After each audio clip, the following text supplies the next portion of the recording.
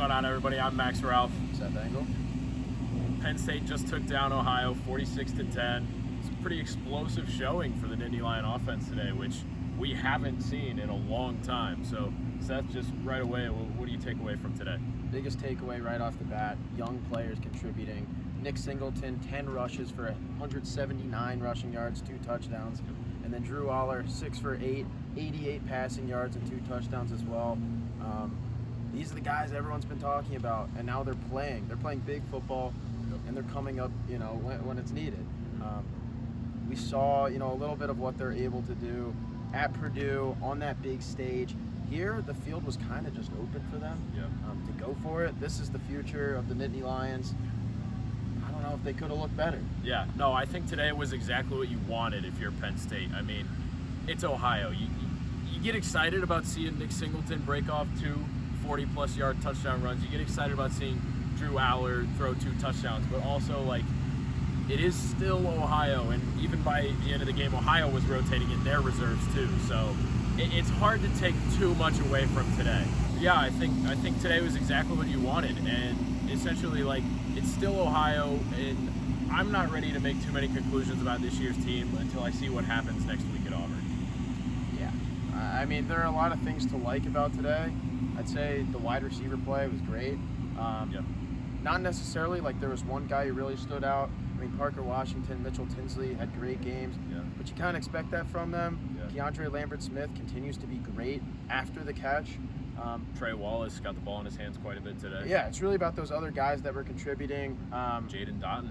Next man up mentality. Early. Yeah, there are a bunch of people who played. Liam Clifford even got in the game late. A bunch of different receivers. It's what they preached in the offseason. They said, we're going to play maybe 22 people on the defense. We're also going to be rotating a lot of guys in on the offense. This really just goes to show, how deep this Penn State roster really is.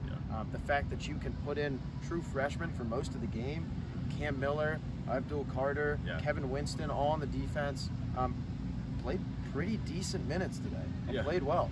Yeah, there were a lot of people complaining, I feel like, on social media today, all over Twitter, and saying, Penn State should be destroying Ohio. Well, they did in the end, but, defensively, I don't think you can really worry. That was essentially a shutout minus field goal when you had your third team on and a touchdown when Ohio just did 3 flea flickers and reverses in a row. And, you don't really prepare for that too much as a defense, so I don't think it's too much to worry about. Yeah, I mean, there's not really much more you could ask for defensively. Maybe a little more edge pressure. I think Chop Robinson played a great game today. Adisa Isaac, we just talked to him. He's been starting and he's been playing a lot, but he says he's not 100% yet. He's actually somewhere around 80 to 85. He says he still feels stuff on his torn Achilles from last year, which, it's a question mark, but I think he's just going to be eased back, as PJ Mustipher is. Yeah, I mean, PJ's in the same boat with the ACL or whatever he was, left knee injury, and but that's the perks of Penn State being able to get so many guys in today.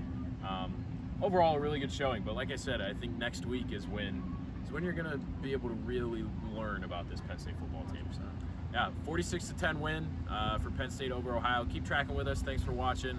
Online at collegian.psu.edu and on Twitter at PSU Footblog and at 1-0 Pod. See ya.